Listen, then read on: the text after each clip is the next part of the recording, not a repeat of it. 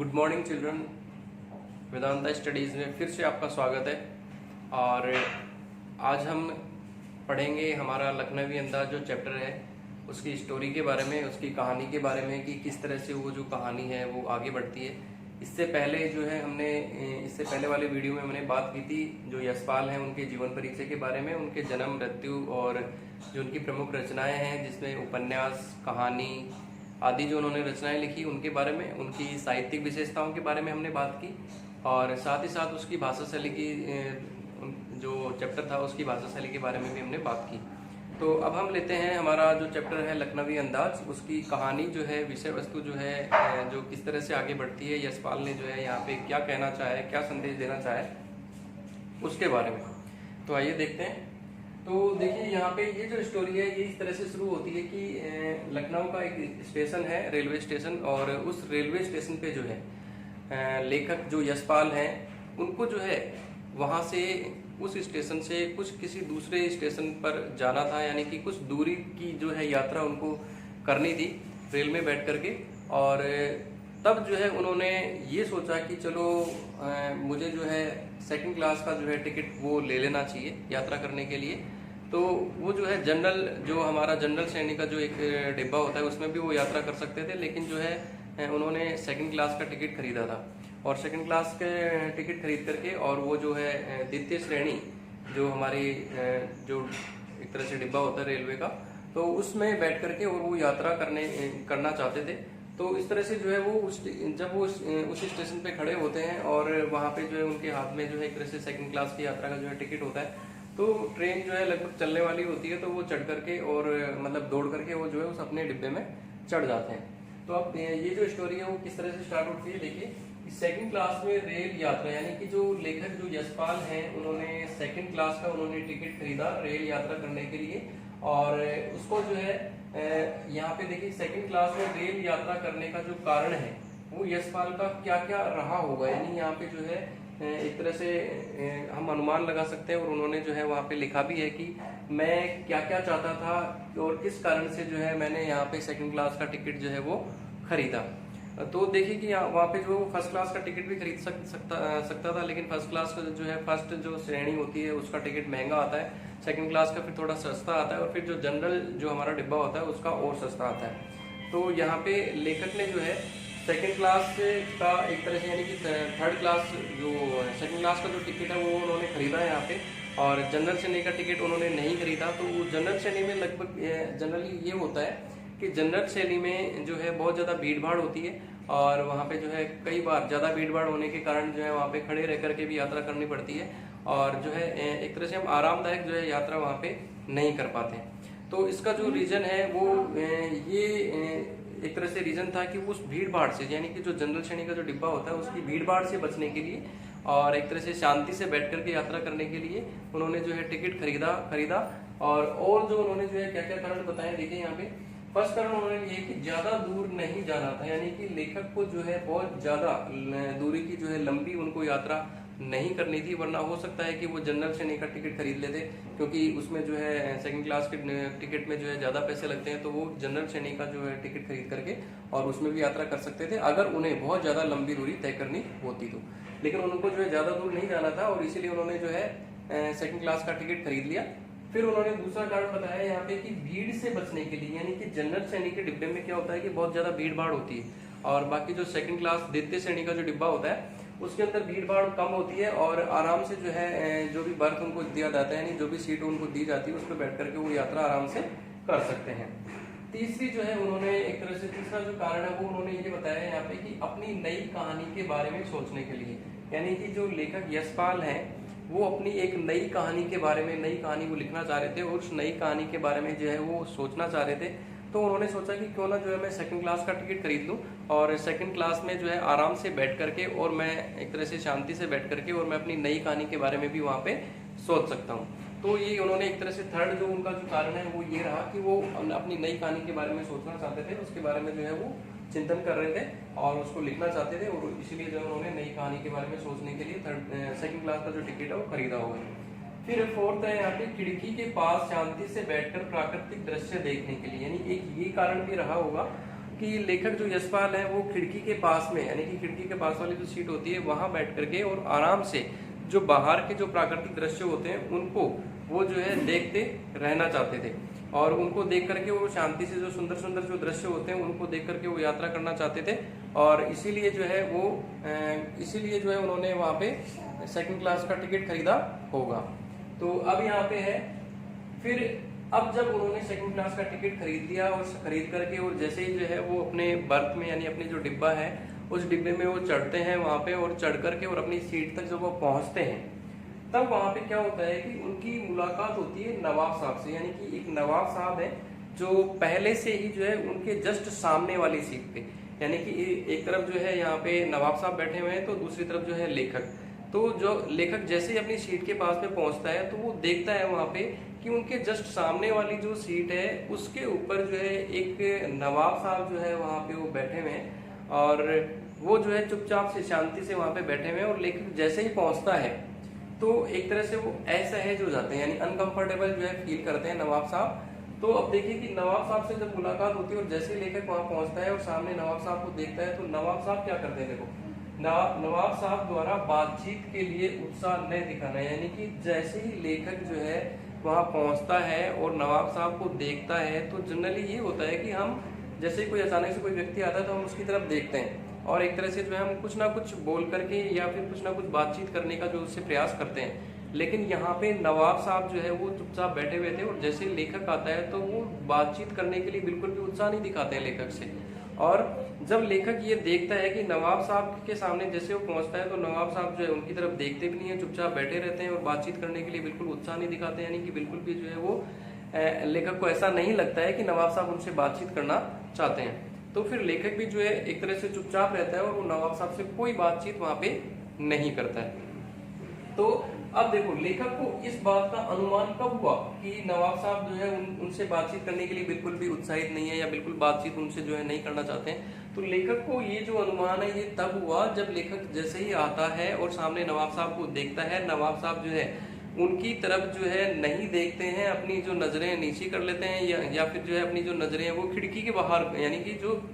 खिड़की के बाहर को जो दृश्य हैं वो देखते रहने के लिए, यानी एक तरह से जो है वो नाटक करते हैं और वो बाहर खिड़की की तरफ वो देखना प्रारंभ कर देते हैं और लेखक की तरफ नहीं देखते हैं। तो यानी एक तरह से जो है खिड़की से बाहर देखना, चुपचाप रहना, ठीक है, किसी तरह की जो है चेहरे पे किसी तरह की कोई हाव भाव नहीं लाना, ये सारी चीजें जो है लेखक जब देखता है तो लेखक को अनुमान हो जाता है कि नवाब साहब उनसे बातचीत नहीं करेंगे, उनसे बातचीत करने के लिए बिल्कुल भी उत्साहित नहीं है। और वो लेखक यानी कि नवाब साहब जो है लेखक के आने से अनकंफर्टेबल हो गए हैं, असहज महसूस कर रहे हैं और इसीलिए वो खिड़की के बाहर देख रहे हैं और उनसे बातचीत वो नहीं करेंगे। तो इस तरह से लेखक को अनुमान इन्हीं बातों से हुआ कि खिड़की से बाहर वो देख रहे हैं, चुपचाप बैठे हुए हैं, लेखक की तरफ देख भी नहीं रहे हैं, किसी तरह का कोई रिएक्शन वो नहीं दे रहे हैं। तो इन सारी चीजों से लेखक को अनुमान हो गया कि ये जो नवाब साहब हैं ये लखनऊ के नवाब साहब हैं और ये इनसे बातचीत करने के लिए जरा भी उत्साहित नहीं है। ठीक है, अब होता क्या है आगे कि नवाब साहब द्वारा खीरा खाने की तैयारी। अब क्या होता है कि नवाब साहब जब वहाँ उसी स्टेशन से बैठते हैं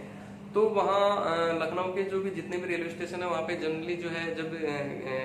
जो एक तरह से सामान बेचने वाले जो लोग होते हैं उनमें से जो है खीरा बेचने वाले जो लोग हैं वो भी होते हैं। तो वो क्या होते हैं कि वहाँ पे एक जो है 3 से 4 जो खीरे होते हैं वो अपने साथ में एक तरह से लेकर के, और वो जो है नवाब साहब उनको खाने के लिए जो वो सोचते हैं कि मैं जो है ये खीरे खरीद लेता हूँ। तो जो खीरे बेचने वाला जो व्यक्ति वहाँ होता है रेलवे स्टेशन पे, तो वहाँ से वो जो है खीरे खरीद करके और फिर उसके बाद में जो है वो अपने डिब्बे में जो है वहाँ पे अपनी सीट पे वो बैठते हैं। तो अब जब उन्होंने नवाब साहब ने जब वो खीरे खरीदे थे तो खीरों के साथ में जो है जो खीरे बेचने वाले होते हैं वो क्या करते हैं, पुड़िया भी देते हैं। और उस पुड़िया में क्या होता है, उस पुड़िया के अंदर होता है देखो नमक, मिर्च और जीरे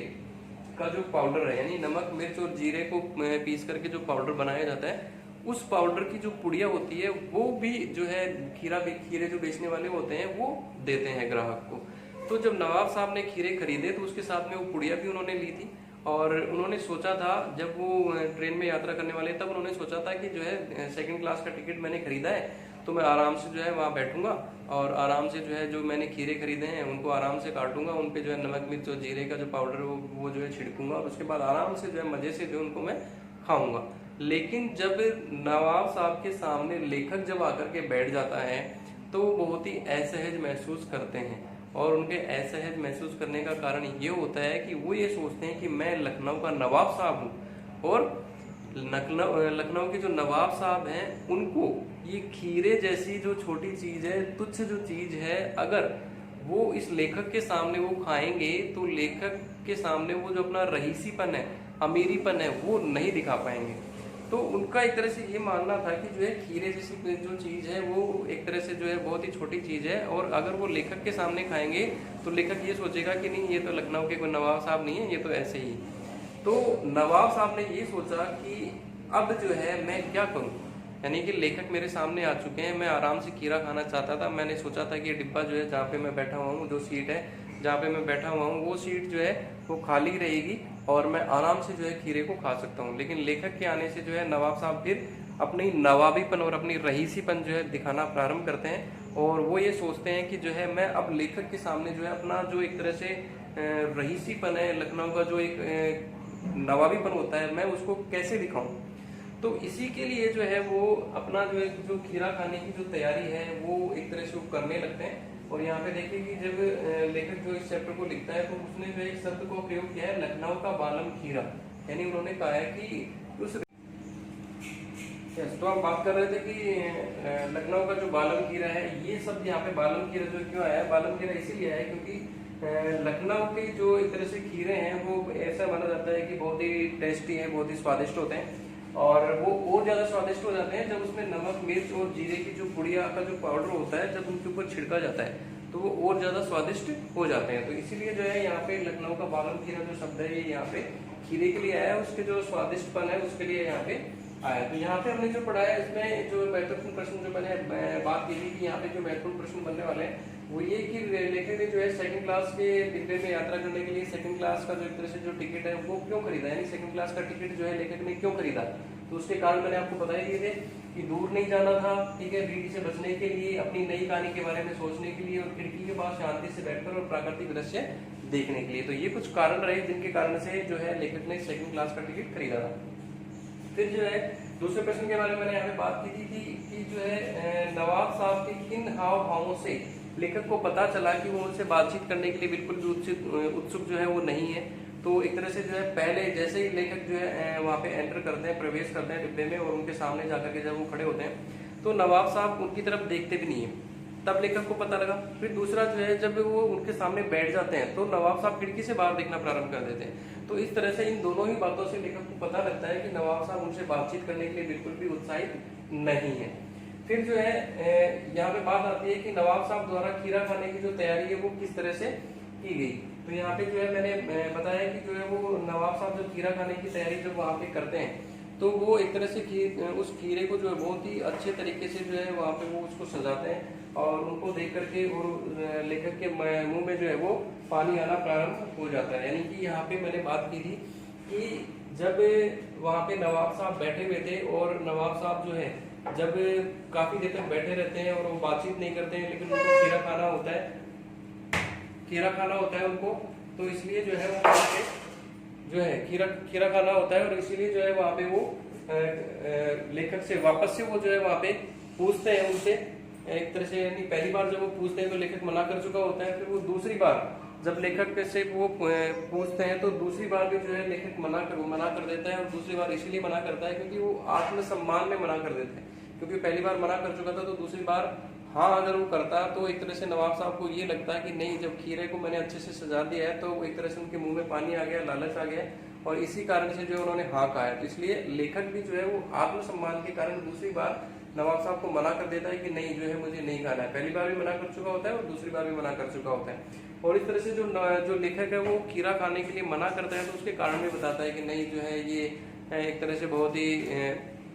पछता नहीं है, यानी कि जो मैदा पे बोझ डाल देता है, मैदा मतलब पेट पे जो है वो बोझ डाल देता है, ठीक है, और जल्दी से पछता नहीं है। तो इस तरह से कई तरह की वो बातें वहाँ पे करते हैं और खीरा खाने के लिए वो वहाँ पे मना कर चुके होते हैं। तो यहाँ पे जो है इस तरह से जो मैंने बात की है यहाँ तक, यानी कि लेखक जब खीरा खाने वाला होता है और खीरे खाने की जो तैयारी है वो जब वो शुरू करने वाला होता है, उससे पहले तक के जो महत्वपूर्ण प्रश्न बनते हैं वो 3 ही प्रश्न बनते हैं, ठीक है, और इसके बाद में जो महत्वपूर्ण प्रश्न बनने वाले हैं वो जो प्रश्न बनेंगे वो बनेंगे यहाँ पे कि लखनऊ का जो एक तरह से खीरा खाने की तैयारी है वो किस तरह से करेंगे। यानी कि नवाब साहब जो है वो खीरा खाने की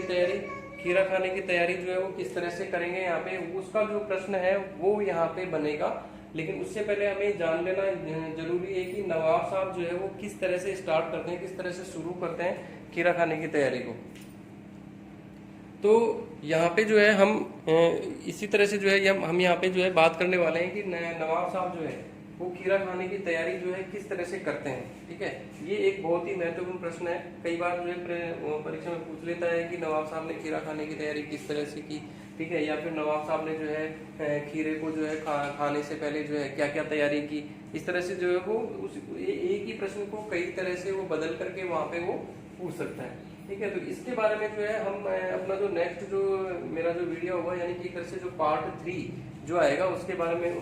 हम जो है पार्ट 3 में उसमें बात करेंगे। और पार्ट 2 तक जो है यहाँ पे हमारे 3 प्रश्न बनते हैं और इनके साथ में जो है ये जब आप आंसर करेंगे, क्वेश्चंस के आंसर करेंगे, तो उससे पहले जो है आपको शब्दार्थ करना भी जरूरी है। ठीक है, शब्दार्थ आपको जो है जो लेखक परिचय जो है उसके साथ में जो है पीडीएफ में आपको शब्दार्थ मिलेंगे। तो सबसे पहले आप जो है चैप्टर नंबर और चैप्टर नेम, उसके बाद में जो है लेखक का नाम डाल करके और उसके बाद आप पहले शब्दार्थ करेंगे। और उसके बाद में पार्ट 2 जब आप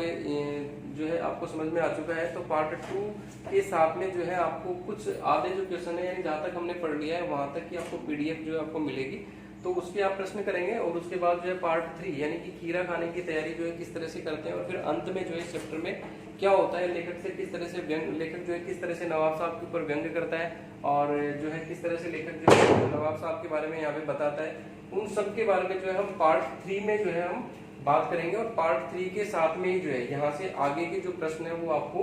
पीडीएफ में भेजे जाएंगे। तो आशा है कि आपको जो है ये चैप्टर यहाँ तक का आपको समझ में आ चुका होगा। और भी अगर कुछ प्रश्न आपके मन में बनते हैं तो आप उनका भी ध्यान में रखेंगे और इस चैप्टर की जो स्टोरी है उसको ध्यान में रखते हुए और उनका आंसर जो है आप दे सकते हैं। यानी कि जरूरी नहीं है कि यही क्वेश्चन आए, इस चैप्टर के बीच में से भी कुछ क्वेश्चन आ सकते हैं, या हो सकता है कि इस चैप्टर में से कोई भी जो है एक गद्यांश दे करके और फिर उससे रिलेटेड जो 3 प्रश्न पूछ ले। क्योंकि कई बार होता है कि गद्यांश दे दिया जाता है और फिर उसमें से जो है वो 3 प्रश्न पूछता है, यानी नए पैटर्न के अकॉर्डिंग जो है कोई भी गद्यांश दे दिया जाएगा और फिर उसी के नीचे जो है 3 प्रश्न हमें दिए जाएंगे और प्रत्येक प्रश्न आपका 2-2 मार्क्स का होगा। यानी इस तरह से अगर इस चैप्टर में से कोई गद्यांश आता है तो वो बहुत महत्वपूर्ण होगा आपके लिए और वो 6 मार्क्स जो है यहाँ पे आपके लिए जो है ला सकता है। यानी कि आपको जो है 6 मार्क्स के जो प्रश्न है वो आपको उसी गद्यांश में से आपको फाइंड आउट करके और आपको करने होते हैं। तो दोनों ही तरीके से महत्वपूर्ण है, अगर गद्यांश आता है तो भी महत्वपूर्ण है और अगर केवल प्रश्न उत्तर आता है तो भी जो है 2 प्रश्न या 1 प्रश्न जो है यहाँ से एक तरह से बन सकते हैं, तो उनका भी आप ध्यान में रखेंगे। ठीक है, तो हम पार्ट 3 में जो है खीरा खाने की तैयारी किस तरह से करते हैं उसके बारे में अध्ययन करेंगे। धन्यवाद।